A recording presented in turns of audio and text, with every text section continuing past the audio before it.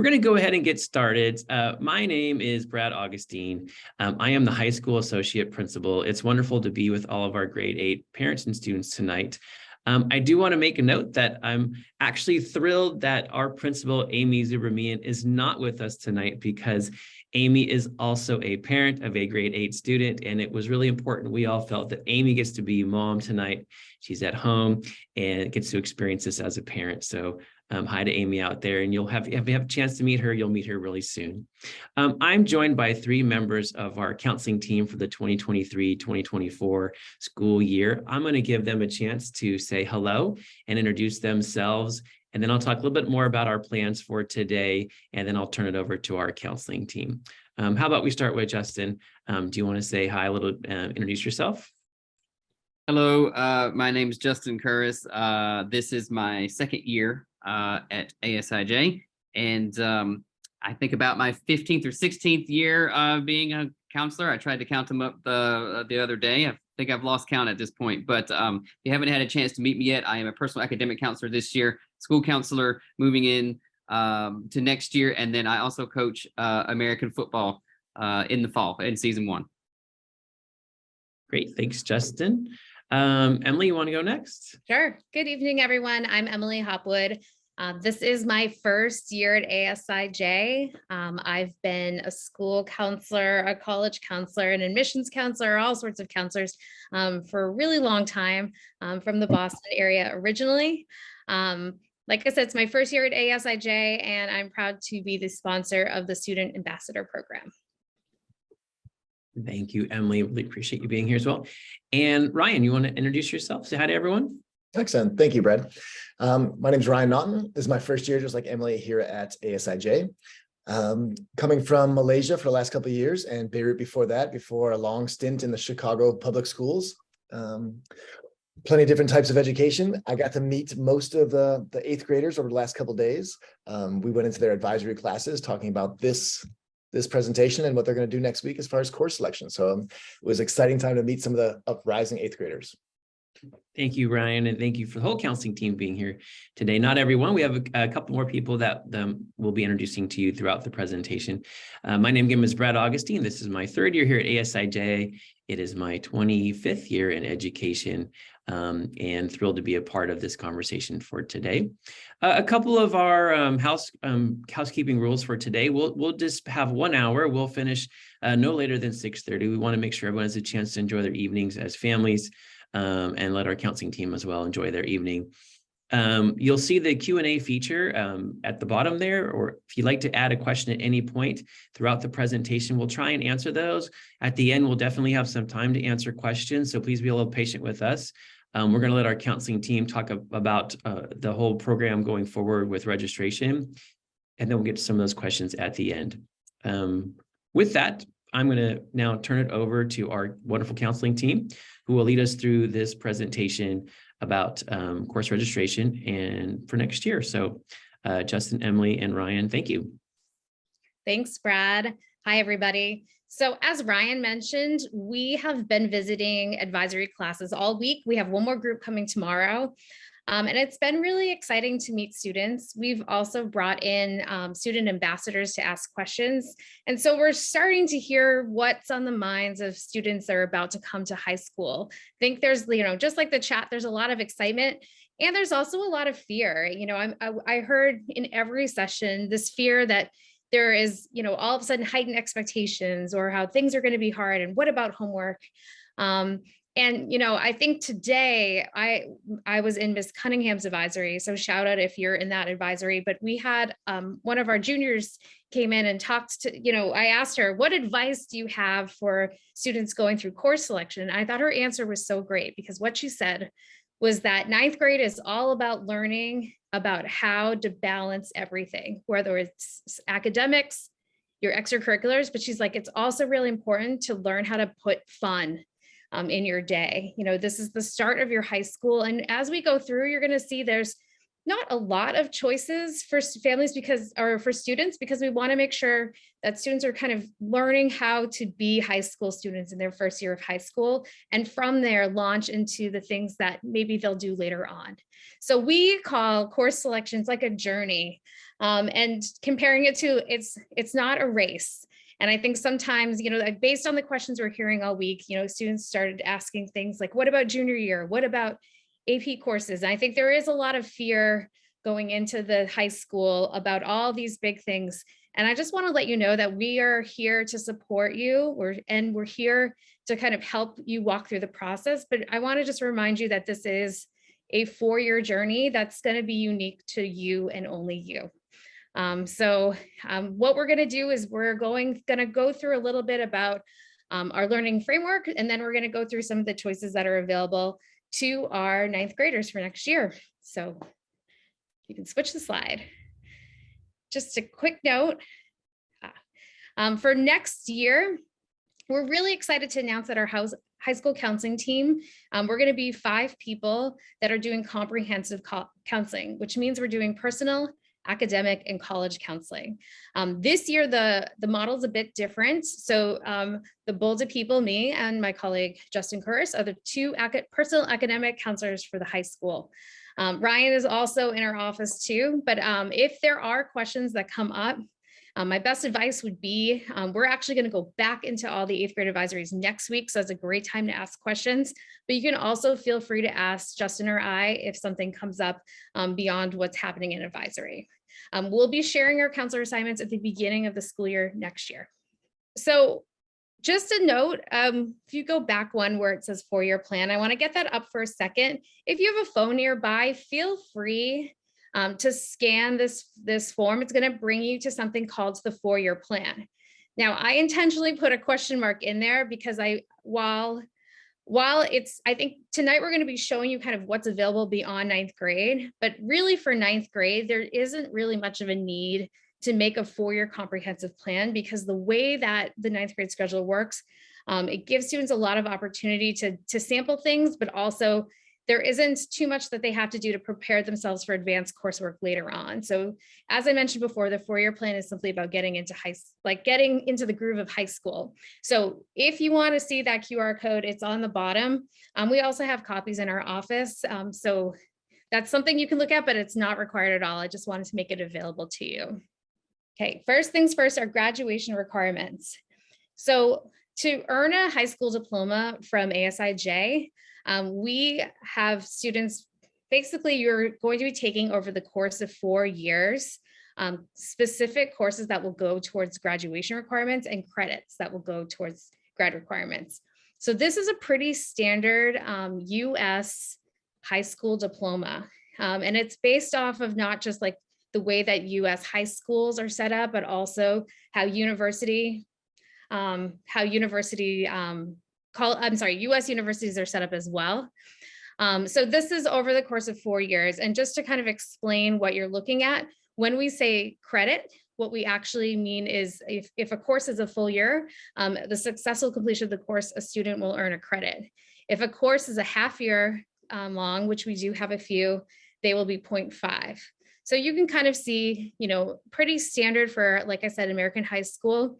The things, we require 4 years of math, 3 years of social studies, 2 years of math, 2 years of science, 2 consecutive years of world language.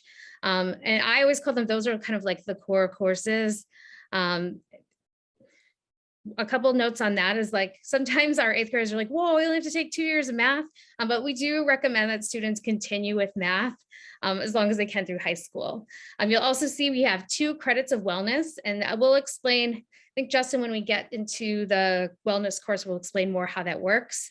1.5 visual and performing arts, a credit in design and innovation, additional credits. We have something coming on board, not next year, but the following, called our deep learning signature courses. So the team is being assembled, and next year they're going to be working on creating seminar courses for deep learning. And what that is basically using the portrait of a learner. It's kind of having seminar-based courses that allow students to do projects and things that extend beyond the classroom. So it's just a really exciting way for students to get involved in experiential learning. And finally, students will have to complete coursework in the study of US, the United States, and Japan, and there will be opportunities for doing that throughout the way. So just some other notes. Every year, there's kind of like a minimum and maximum credit for each grade. So for ninth graders, our maximum credit is 7.5 credits for ninth graders. For 10th grade, for your class, it's 8 for the maximum. And then for 11th and 12th grade, the maximum is 7, the minimum is 6. But you don't have to remember any of that because it's in the learning framework. You'll be able to see kind of what those minimum and maximum credits are. And all this put together, if you kind of follow this along, you will hit 24 credits and be eligible for a diploma from us. So I believe I went over most of these definitions except for prerequisites. You'll notice in the learning framework, there are some courses that have prerequisite courses. So a good example is if you want to take advanced studio art, if you're a visual artist, it's a really good idea to start taking exploration art in 9th grade because that will open doors to more classes later on. I think I answered the rest of these, so we can just move on to the next slide. Okay, and now that you've gotten tired of me talking, I will turn it over to my colleague Justin, who will take it away with the classes you can actually take. Hello, yeah, so we'll go through all the information that we're about to present in these slides. It looks kind of like a lot on some of these slides. You'll see some screenshots and pictures and a lot of words in some of these slides coming up, but please don't worry. All of this is actually from the learning framework. And again, we are going back into the grade 8 advisories next week as well to answer more questions, but all of this is a reference that's taken from the learning framework. So we're going to kind of go through the different headings that you saw in the graduation requirements and kind of maybe show you the little roadmaps that kind of go through that 4-year plan if you want to. So go ahead and start the first one if you would, Dr. Augustine, and we'll show you here. This is one of the bigger decisions that you kind of make starting now. So when you're moving into grade 9, you kind of have a choice of your English and social studies pathways, right? So from I believe in the middle school now, you have a humanities-based sort of English and social studies curriculum, and you can actually continue that here in the high school. So we have Humanities 9, which is English and history, and then we have an English 9. So your humanities class is actually 2 classes in one. It does meet every day, and it is worth 2 credits because it meets every day, and it meets those requirements for social studies and in English, right?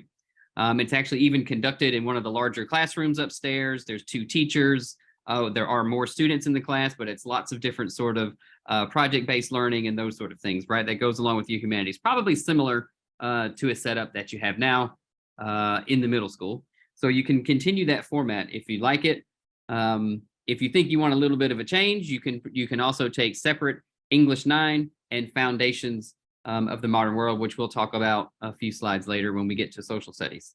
But you can actually have a choice moving into grade 9 for your English. Notice as you kind of move through in grade 10, you'll move to English 10, and then in 11 and 12, you actually get some different choices if you want to move forward with that. If you do have your phone or anything like that, you can see our humanities introduction video there if you want to later. But we actually show that video in our classes that we teach to grade 8 as well. So the students have probably already seen it in their class. And we have one more class tomorrow that we'll show it to at that time as well. So really the thing to remember here is that, if you're taking English 9, then you'll take Foundations of the Modern World as your social studies. Each one of those is a credit. If you choose humanities, then you'll take that class every day with 2 teachers, and it'll be English and history kind of together, and it's worth 2 credits. So it's the same number of credits, and they teach the same skills. They might approach it in a different manner. They might use, of some current events that are happening in humanities and those sort of things to bring in social studies with your reading and writing skills and those sort of things. So they teach the same skills. It's just in a kind of a different way, in a different format. Hey, Justin, before you move on, we heard a lot of students in our seminars this week that said there was one class that set students up better for humanities coursework later on. Can you speak to that? Wait, I'm sorry, I couldn't hear it. Could you say that again? Sure. I heard a lot, like students were saying that there's one class that's preferable to help students kind of advance in humanities later on. Oh, yes. Oh, Yeah, yeah. we do hear that quite a bit, actually. Yeah. So some of the students say that, if you wanted to take one of the AP histories moving forward, like world history or something like that moving forward, then you should take like, English 9 and Foundations of the Modern World. But, we have students every year that take humanities and move through to other AP courses if that's what they want to later on down the road. Or, if they wanted to take AP World, if they want to take US history, they can do that down the road with Humanities 9 as well. It's the same skill set that you learn. You just learn it in a different way. So yes, we do hear that quite a bit, but just know that we have students every year that take humanities and go do any sort of other social science that they want to later on. Right. So following that up, just pairing that with social studies, you can see here your next choice is if you're in grade 9, you'll take Foundations if you're doing English 9 or Humanities there. And so you can see demonstrated straight across the roadmap there into grade 10, you'll have a choice of Modern World History or AP World History if you want to. You'll hear this kind of like a common theme throughout. We want to also talk about having our school life balance, right? So as you're moving through some of these choices, you want to make sure in things like, I want to try something new or I want to challenge myself. That's great. Take a look at some choices that you might want to do down the road as well. It's there for you in the roadmap here. So even though you're in grade 9, you think, oh, maybe I don't want to look at, 11 or 12, but just take a look at what your choices might lead to in the future, right? And you'll notice here, Foundations and Humanities 9 both lead to the same choices moving through in grade 10, right? So, and even past that into grade 11, right? So I would say like, take some time to think about your choices for both your social studies and your English, because it'll have kind of a bearing on either one that you choose as to which one you take later on in grade 9, but you'll see in grade 10, you can still take either history that you want. Right, so your math pathway, you can see here, so we kind of have like core math classes, and then we have what we call post-core math classes. So you'll see here, the next sequence will be selected for you. Well, some of the students, like all the students, when you sign on, you'll see the courses will be added for you already because we'll talk about science in a minute, but your language might already be there chosen for you, your math and your biology class, because that's your science class. So once you move through those core classes, you can see lots of little arrows down there on that roadmap that lead to lots of different little places down there, right? So you have some choices once you get past some of the core math classes there. That'll be added for you moving through from grade 8 into 9. And then after 9, you can kind of see where you are on the core math classes and then move through that progression later on. Justin, if I could jump in here, there's a question in the chat about, can I take Algebra 2 during 9th grade as well, while you're taking geometry? Can you take Algebra 2 and math and at the same time as geometry? So in grade 9, no. So there could be a chance in future years that you might want to take another math. But remember, if we're taking 2 maths, that means we have to kind of sacrifice somewhere else because there's only a certain number of slots in every day. So in grade 9, no, but in grade 10, 11, or 12, as you move forward and make choices about your schedule, there could be some flexibility in that, but not typically in grade 9, no. Right, so similar here in grade 9 for your science, you'll probably see biology already in your schedule when you sign in. Biology is kind of our core class for grade 9, and then you'll see moving into grade 10 is when you kind of start getting a choice of kind of which way you want to go. And so you can see that, physics, you can choose physics in grade 10 if you'd like to, which could also lead to chemistry again in grade 11 if you want to, right? So in science after grade 9, you can kind of mix and match your choices if you want to. Most of our, students might choose chemistry and then move through in 11 and 12 on that top bracket, but you can also choose physics and move into chemistry or move into AP physics and those sort of things later on, right? So for the most part, students might start with bio in grade 9 and then do chemistry in grade 10 and then have some choices after that. But it's up to you. So biology first, and then you kind of move through the progression of choices after that. Your modern language. So students can choose to keep the same language that they already have if they want, and they'll be placed over into the next phase. You'll notice that as you're looking at our titles of languages, we actually don't have things like Spanish 9, Spanish 10, or Spanish 1, Spanish 2. We actually have phases of languages, and students can take, sometimes will take the same phase more than 1 year, because as you move through these phases, each year is different actually. So you can actually stay in the same phase for multiple years. So it's not like Spanish 1, Spanish 2, something like that. And so if you want to continue with that language, you'll move over to the next phase of language starting in grade 9. You can also start a new language. If you're not taking a language in grade 8, or if you've never taken this language before, you want to start Spanish, or you want to start Chinese or something, or start Japanese, you can take the novice Japanese or the novice Spanish class, right? And you can register for that as your course request, as you're registering just like any other course. But if you're going to be doing the same language, you can actually just kind of leave it blank right there, and we'll transfer that over for you from middle school into high school with your same language. So wellness is what we kind of call PE and health and counseling kind of wrapped into one. You'll see it's a half a credit. It does meet all year long. And so what that means is it's a mandatory class for all grade 9 students. So we kind of have a rotational basis where students will take PE lessons for say 3.5 weeks. It's like about seven classes or so. And then what we call they're off for a little while. They get like a little bit of a study block built in. But within those study blocks, they actually have counseling seminars with us, counselors, periodically, like throughout that cycle. So it's worth half a credit, and it meets all year long because it technically meets for half the amount of time as your other classes. But it's PE. And the benefit of that is that you can kind of have PE all year long instead of only having it in the fall and then only in the spring. You can actually have PE all year long. And then you get a little bit of a few study blocks built in there that you could do some study work. And then also you'll have your counseling seminar with us counselors mixed into your PE class as well. So as you move through, you'll take Wellness 9, and then you'll see there for Wellness 10 is kind of PE, health, and a little bit of counseling as well in grade 10. So Wellness 9 and Wellness 10, you can kind of think of like PE and health and counseling kind of all mixed together. So this is where we get into some of the choices that you have. You'll need 1.5 credits to graduate in visual or performing arts over your 4 years. So you can see there's lots of choices. They have a really well-developed music and arts and theater program in the high school. So even if we have even a new class starting this year, global music. So there's lots of choices. You'll need to take 1.5 credits of those. So if you like art, you'll see Art Foundations. That class listed there is actually a full year course, and that's 1 whole credit. And then you'll see on the roadmap, as you look in the learning framework, you can see on the roadmap of Art Foundations, it leads to lots of other specialty courses after that, and even some AP art courses and those sort of things after that, right? So there's lots of different ways to get involved. Even with theater, if you don't want to be out front acting, stagecraft is always a popular course.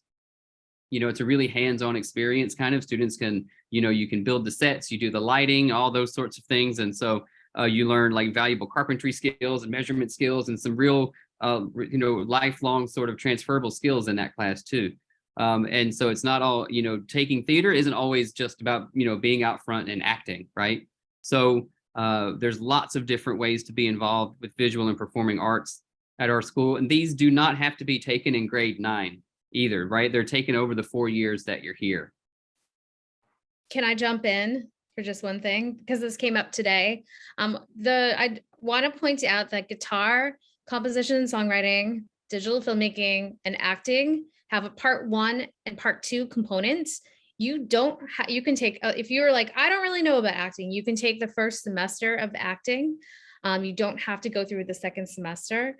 Or the one thing I just, because it was asked to me today, the one thing you cannot do is mix guitar 1 and acting 1 for 9th grade, just because the 1 classes meet during first semester and the 2 classes meet during second. So as you're planning it out, I just wanted to throw that in there. So if you wanted to just kind of dip your toe into guitar, but you didn't want to commit to a whole year of it, you can pair guitar with global music, for example, and mix and match kind of that way. So you can see here the visual arts pathway. You'll see Art Foundations is a full year course. And then as you move from Art Foundations, you'll see all the semester electives we have there. So printmaking, communication, ceramics. And then from there, there's all sorts of different little arrows there. You'll see all of this is in the framework. of course, but advanced studio art all the way down to some of your AP arts and studio arts and, you know, those sort of things. So if you think that you might like art in some way, you can take art foundations in either grade 9 or 10, and then have lots of choices moving forward for your either full year courses or semester electives, right? And you'll see here there's a helpful connecting careers and courses kind of QR code there, link that the art department has actually put together for students that they'll have access to as well, to kind of help them make some decisions about those further art classes if they want. And what's great about the QR code, if you are an aspiring artist, is the art department has kind of put, you know, if there is a specific like kind of role, if you want to be like someone that's interested in like architecture, there's kind of pathways through the art program based on your individual preferences. So it's a really cool document. So your design and innovation electives, so you'll need half a credit of each, and there's a couple ways to move through this. You'll see that the global citizenship in the digital age is anyone from 9 through 12 actually can take that course, and that's the way to meet your half credit requirement for that. If you think you like computer science a lot and you might want to move on forward more with that a little bit more, you can actually wait and take AP Computer Science Principles in grade 10, 11, or 12. So that class is not available in grade 9. And if you say like, actually, I think I really want to take my design courses in grade 9, maybe I'll take design products and, you know, physical computing and robotics. And then in grade 10 or 11, I'm going to try to do computer science, AP Computer Science. You can do that as well. That class actually does meet the digital literacy course as well. But if you're not interested in doing something like that, you can take global citizenship in any year from grade 9 through 12. That is a half a credit. It meets the graduation requirement. And then you can pair it with one of the design courses listed below, which are also half credit. So all of those are half credit. It is important to remember that they don't have to be completed in grade 9. You can choose to do them in grade 9, but some students wait until 10, 11, or even 12 to do them. It really just depends on what you want. But, you know, if you have space in your schedule for grade 9, it might not be a bad idea to take one or two of those to see if you like them. And then that way you might know if you want to move further with your design and innovation sort of pathway. And it's okay if you don't. If you take, you know, your global citizenship and say, actually, it was fine, I'm done with it, I don't really feel like I want to move forward anymore, but I did that one, that's okay too. You don't have to. Yeah, Justin just went through all the classes, so thank you for doing that. One of the choices, so as you can see, as far as choices are concerned, the real choices are going to be around those elective blocks. You know, this is where, should I continue in band or orchestra? Should I, you know, do I want to kind of dip my toe into design and technology, arts, visual arts? And so one of the choices to make is whether or not you should be taking 7 or 8 classes. Because wellness is a whole year class, but only 0.5 credits, the maximum amount of credits you can take next year is 7.5. But you can also take 7. And so what that means is if you choose to take 7 classes, you will have a free block scheduled every other day. And for students that maybe work better, do homework, you know, they're more productive with homework when they're actually in school, or for students that are a bit nervous about the homework load and going in knowing they're going to play a fall sport, it's not a bad idea to start the school year in 7 classes. Or on the other hand, if you're the type of person, you know what, my activities like don't really kick in until later on in the year. I'm really interested in music and art, or music and design. You can take 8 classes. So because there is that rotation in wellness, it means if you choose to take 8 classes, you will get a free block about basically there'll be a unit in PE, you know, badminton, and then free block. So it will alternate between having no frees and then having maybe like 3 weeks of free block, with one of those free blocks for counseling seminar, and rotated throughout the year. If you take 7 classes, you'll have that free block all year. And then there'll be certain points within the year where you actually have 2 free blocks. And so we've heard, I mean, students think that they have to fill up their schedule right away. But I go back to what my students said today, you know, 9th grade is about learning how to balance everything, including your own mental health and well-being. So I don't want students to feel pressure to overschedule themselves if they know they're going into, you know, they're already nervous about that first year, they've got a sport right away. I think the really good way to kind of ease that transition is to consider a free block. Okay, so we're almost there. As far as next steps, we mentioned this at the beginning, but I'll just reiterate. Next week, Ryan, Justin, and I will be going back into 8th grade advisories. And this is a really great time for students to bring their questions in to ask us about course schedules. We'll also be going into Veracross and logging in so they can see how the portal works. They can actually enter their classes in with us. So if there's any glitches or problems, or we can problem solve them right there. So there's plenty of time to have discussions now and kind of think about what the schedule might be like, and know that we'll be back in advisory to help students with their schedules. And for those of you sitting there at home being like, but they haven't come to my advisory, we'll be coming in one more advisory tomorrow, I believe. One more? Yeah. So we'll be there tomorrow going over a very similar, but not the same PowerPoint. I think that's important to mention. Yeah, so our last day for courses, this is the day I always conflate in my head. Justin, when's the last day to entering courses into Veracross? March 17th. Yeah. So make sure that, take advantage next week, but if there's anything you need to add in later, know that you have some time after we come visit your classes. Is that the last slide? Oh no, here's just a picture of kind of what it looks like. You'll just log in like you will be for Veracross. The portal will be open to select classes for next year. And as we mentioned, there will be places where you won't have a choice. For example, biology, your math class. And if you're staying in the same language, you'll just leave that part. You won't have to pick that part. So that's kind of what it looks like on Veracross. And I think that might be the last slide. Yes. So I know Ryan has been doing a great job managing the chat, but this is now the time where we have set aside to answer questions for you. So yeah, Ryan, do you want to just continue? Maybe we can start answering live. You want to throw some questions at us? Yeah, that would be a great idea. Okay. A couple of questions on the self-study for math and why we're not offering it anymore. I could jump in on that a little bit and encourage my colleagues also as well. One of the questions are around students trying to make sure they can access AP Calculus BC by the time they're a senior. And the answer is yes, for all of our grade 8 students, they can. The pathway is changing a little bit. We want to make sure that students can access those courses as well as the advanced math topics courses without having to go through a self-study route.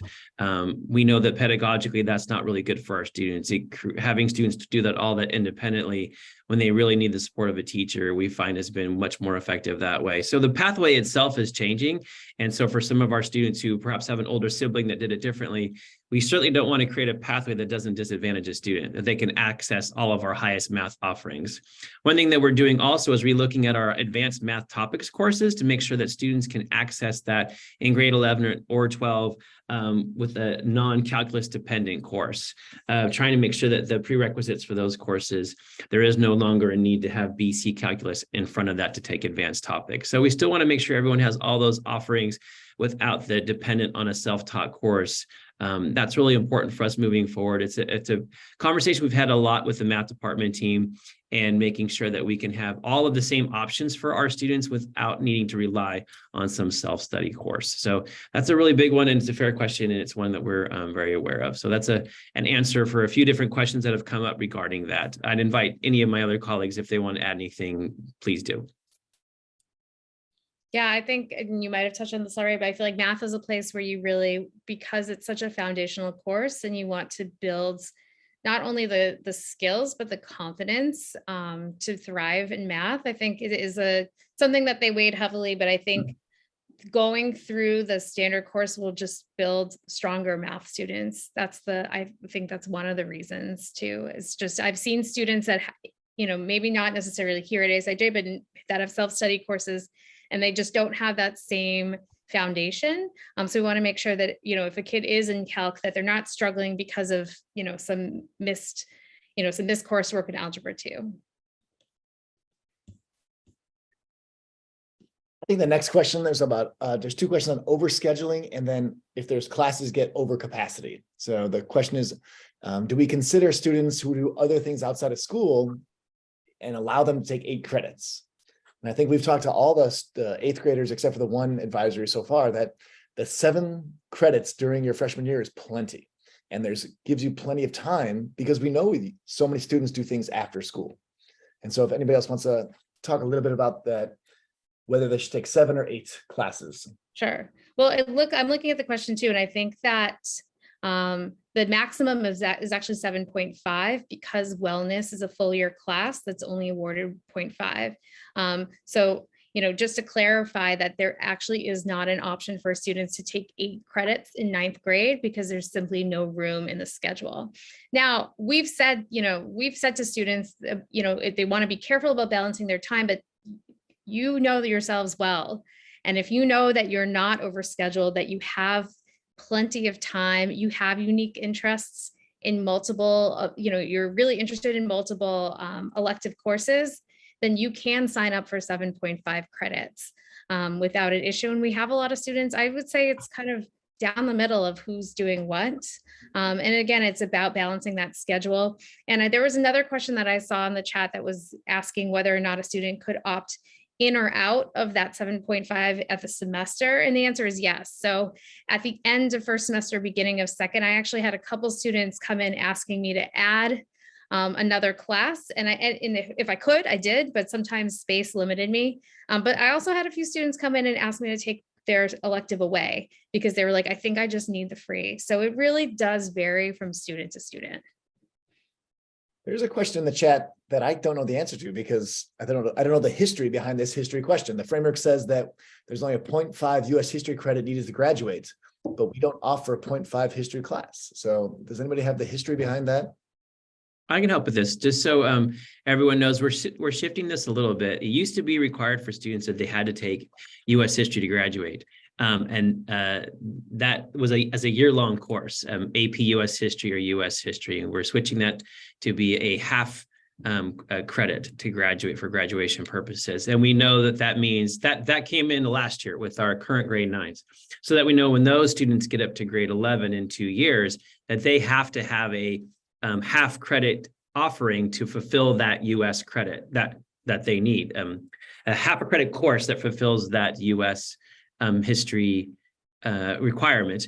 Those courses are being developed now and over the next 6 months. So a year from now, when our current grade 9 students are in grade 10 and they're planning their grade 11 experience, they will have options for a semester length credit, a semester length course that will fulfill that US history need. So we know that many of our students, that doesn't matter. They're going to take AP US history or US history, but some of our students will only want to take a semester length course to fulfill that requirement. And so those courses are being prepared right now. There's 2 questions in the chat regarding class capacity, and that's why we do this so early in the year. It's almost March, and we'll have the next couple of months to make sure the teachers are ready, and that will balance everybody's schedule appropriately. I would only add, if the question was around, does everyone get what they're asking for? Is that kind of the implication when they're requesting a class? I again ask the team to jump in. It's almost always that's the situation. A couple of situations where that doesn't happen. Sometimes we have a situation where a course perhaps only has 2 or 3 requests, let's say, and we might not run that course. So we might say to that student, look, we can't run the course with only 2 student requests for it. So we'll talk with that student about choosing a different elective option. That's usually where this is happening at. We also have a couple courses where we might have a situation where we have more students who are requesting a course than we can offer. So if we have 30 kids and we only have 22 spots, then we usually will prioritize our grade 12 students over our grade 9 students, because a grade 9 student could take an elective course in grade 10 or a grade 11 and grade 12. That doesn't happen very often, but sometimes it does. It surely isn't something I would worry about as a student who's registering for what you want to pursue. There's 2 questions in the chat. One regarding deep learning signature courses, part of graduation credits. Do they fall within the 6.5 electives? It's a great question. And I think that it's kind of a split answer. I think the first year you can get elective credit for it. And then the second year, our plan is to make that a really specific. So if your focus for deep learning signature course is heavily based on like an English offering, English class, that the plan is to be able to earn an English credit for that, for their deep learning signature course. That part is still being worked, but for grade 11, that's kind of a more, a broader approach to that course, to that study, and that will earn elective credit. And then a more specialized credit can be earned in grade 12, depending on what focus area you choose. More information to come on that, but that is the plan. There was a question about AP Physics 1 I saw. Just a note for people on that. We don't offer AP Physics 1. We offer AP Physics 2. Our regular physics course covers much of the material for AP Physics 1, not all of it. It's quite rigorous. It prepares our kids for AP Physics 2. I think that's really AP Physics 2 is like an engineering-based course, and you know, the preparations for that are handled by our Physics 1 courses. We haven't offered AP Physics 1 in a number of years, so just a quick note on that. I see a question that's coming through about AP Computer Science. Are you eligible for AP Computer Science as a sophomore? If you've already taken the 2 electives, like if you take 2 electives in 9th grade, can you qualify for AP Computer Science? Or is it better to go to do computer science principles before computer science? I was just about to write back to that person. I was going to say that that'll be something that we'll talk about in about 10 months, 12 months from now. So depending on where that path goes, that might be something they want to do or not want to do. So I think that we have plenty of time to answer that question more specifically for that student talking to her teachers in the design department. And remember, you can always check in the pathways, in the learning framework for the pathway and the prerequisite courses for each of our courses. But I totally agree with Ryan. By going through the design classes, you're going to get kind of a taste of what would be next, and kind of the difference between computer science principles and computer science application, and which one is a better fit. There's a couple questions about language classes. If you guys don't mind, I'll just jump in on, because just so you know, the language classes are not selected by students, as I think Justin said, unless you're trying to move from, let's say, Chinese to Spanish or Spanish to Japanese or something, then you'll enter the novice level beginner class. If you're staying within Japanese or you're staying to the next level of Spanish, that will be moved up for you based on your current course that you're in, recommendations from your grade 8 teachers and the conversations, also your Apple test data that you do. Those are all done by us, and the students don't need to do anything in that regard. There was a question about my child would like to take Spanish. He is not fluent, but also not a beginner. Can he take a test before choosing the class? That's if your child currently in Spanish, then they'll continue to move forward. I would ask the child to speak with their Spanish teacher. If the child is not in Spanish and wants to switch to Spanish, I would also speak with your current language teacher. It's definitely possible, and we always want to place students at the beginning of the year. We will occasionally move a child a little bit based on a level, but generally what they're coming in is where, based on a progression. What students cannot do is skip levels. Whatever course you're in is the next course you move up to. But we always want to meet the desired challenge of a student, of course, to have the desired challenge level. Just, it's the same thing for math. If you're like in algebra, you're automatically added in geometry, math 8 into algebra. So that part is all done for them. Students don't have to select that when they do their course selection process. There's another question. Can we take double science like biochemistry and physics? You cannot in grade 9. Students can only take one science class, and that is biology. In grade 10, grade 11, and 12, you have many more options, but not in grade 9. Please understand that there's a tremendous amount of adjustment coming into high school, and we want to make sure we set up all of our students for success. We have a lot of students who are really ambitious, and we really do applaud that at some level, but we also as a school have done this for many years, and we want to make sure that we come in and have a really healthy adjustment and not try and take on any too much. We don't have any doubling up of core classes, no double maths, no double Englishes, any of that kind of thing. I'll answer the one about electives a little bit more. It says they're a little bit confused about electives and what that means. And so I know that there's a graduation requirement that says 6.5 electives, but that's not really a number that you really need to be overly concerned with, because as you move through the program, your elective choices will kind of be filled as you're moving through. So for example, if you only need 2 credits of math to graduate, but a student takes 4 math classes over their 4 years, 2 of those meet the graduation requirement, and 2 of those can actually be counted as your electives towards your graduation, right? So that 6.5 number is going to be met pretty easily as you're moving through. Also, your electives are the classes that you choose to take for your digital literacy, or that you choose to take for your visual / performance art arts requirements, right? So that 6.5 number might look kind of high. You think, how am I going to meet all these classes and do all these things? But you're actually meeting them as you move through, right? So again, you know, for social studies, you need 3 social studies to graduate, but maybe you took 4 or even 4.5. Maybe you took a half-year elective or 5 social studies because you liked it. 2 of those will be your elective credits for social studies, and 3 of them are counted towards your graduation, right? So your elective courses are actually met maybe as you make choices for what you like and what you want to take, and as you move through those classes in your journey, like through 11 and 12 even, you're meeting those requirements as you go. So the 6.5 is not something to be overly concerned with when it comes to the graduation credit, and it says elective 6.5 you must meet. It's not something to be overly concerned with. You'll meet those as you move through. There was a previous question in the chat, and just so everyone knows why we're reading these out loud is because this is being recorded.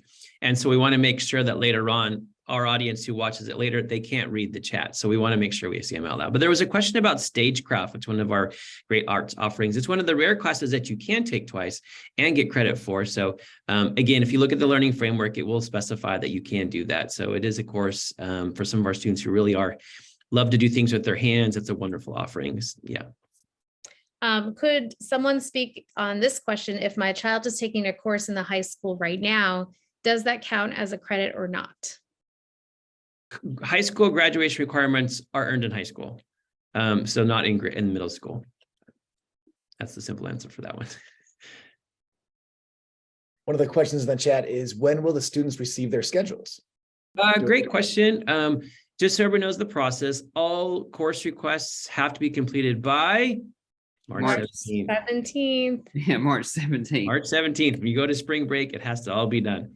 When you come back from break, that turns it over to us. We spend our time going through all the course requests and checking in and start to build our master schedule. That process takes about 6 weeks. So we're generally finished around the first half of May. And then we share our course, that information with students towards the end of May to give students opportunities to see how it looks. So you'll have to wait till about the end of May to find out, your course requests and how that gets processed. I like this question. Would you recommend getting all credits done in the earlier years, or will they come around as you progress through high school? I answered this one today. There's a couple ways to look at it, right? There are some people that are so excited by the course offerings that they just want to jump in and tackle design, and they know that, and so they're going to delay visual arts because design's their thing. They want to get started. Totally fine. And then there are other students that aren't quite sure, based on the design of visual arts electives, like which one really fits. And so they might dabble in one and maybe use the time in 9th grade and 10th grade to take the graduation requirements as they try to figure out what is the thing that sparks their passion. So you can look at it 2 ways. I think it's really up to students kind of what direction they want to take. There's opportunities for both. So students, if you're unsure, I would say work on those graduation requirements. But if you're so focused and you want to take, you are loving all the theater offerings, you can do that. So it really doesn't matter when you take them. You just have to take them before you graduate. So you want to make space for them if you end up taking them later on. We have a few more minutes for questions before we wrap up tonight. There's a question about how often will students be able to visit academic counselors during the school year. Students are always welcome to visit their academic or their personal and academic counselors, which will be to intertwine as one next year. I know our counseling team works really, really hard. They're fantastic. They just want to always be there to support a student, whether it's an academic question or a personal question. So please, you're always welcome to reach out to your counselor. I know they will make time for you. So the answer is anytime you want. Obviously, they have schedules and you have classes, so you have to work together to make sure a time is. But please go by and see your counselor. They're there to support you always. So please feel free to contact them at any point. There's a couple questions about the actual process of selecting courses in Veracross when you're doing that. Please, when you're with your counselors soon, with our team right here, they will help you through the process. They will help you select all those courses and you can ask those questions. So, please be patient and they will help you answer those. They will do that process with you in the same room as you make your course selection. So feel comfortable about that. There's a question here about whether our academic counselors can also help students who want to study in Europe and not in the US. Absolutely. We're a team of 5. We've all had different experiences in college counseling, but we are also working together to share our knowledge. So, personally speaking, I'm pretty familiar with a lot of the European systems, having done college counseling at a previous school. And I know we all, like I said, we all have different experiences, but we are a collaborative team and we work together to ensure that we're always sharing one another's knowledge. So you can feel confident that when it comes time to kind of make choices around what's required for specific universities and countries outside of the US, that we're on top of that. There's one of our last questions around, can a student no longer double up on courses? I'm not quite sure I understand that 100%, but what I would say is in grade 9, no. When you get to grade 10, 11, and 12, there are options to take 2 sciences, 2 maths. It just depends. You have to look closer at the course handbook in that regard. We have plenty of students in grade 11 and 12 who are taking 2 social studies courses, 2 English courses. So that is definitely an option. But as we said, we really want to protect our grade 9 students. We want to have a really healthy, well-balanced life as you enter an academic one. We can't encourage you enough to be thinking about your extracurricular activities. What commitments and passions do you have about service learning and clubs? How do you have a rich, vibrant package as you start to think about the next 4 years of your life and beyond? Any final words? I'll answer the last question. It says, are they going to get to talk to will students get to talk to a counselor before the 17th? Yeah, so we've gone into the advisories this week. We're going again next week. And if we still have further questions, we can address those as needed. But we feel like most of all the questions will either be in the framework or in our 2 sessions that we have in the middle school already. So yes, they will have a chance to ask us specific questions. We'll be in there and they'll actually open the registration portal next week when we're in there. And if there needs help selecting the correct course and all those sorts of things, we'll be there to help them. Yeah, and our second visit to advisors, it's not going to be like the presentation we did this week. We're actually just going to have you open your computers. We're going to be walking around the room. So it's a great opportunity to, get into the nitty gritty, ask those questions, and we'll sit down and kind of talk to you about, what the choices that, anything that's on your mind about scheduling, we'll be able to have those conversations next week. Okay, the last question we'll answer before we stop is about what are the clubs in the high school. Please look in the CHOFU handbook, not in the learning framework, but in the CHOFU handbook for the whole school. There are about 70 clubs. So for us to list them off would take us a while. A ton of different opportunities for people, and we really encourage you to do that. So take a look there. Okay, with that, we're going to close up for the night. We're coming on 6:30. I personally really want to thank Ryan and Emily and Justin, who I know have a lot going on. They do so much for our students.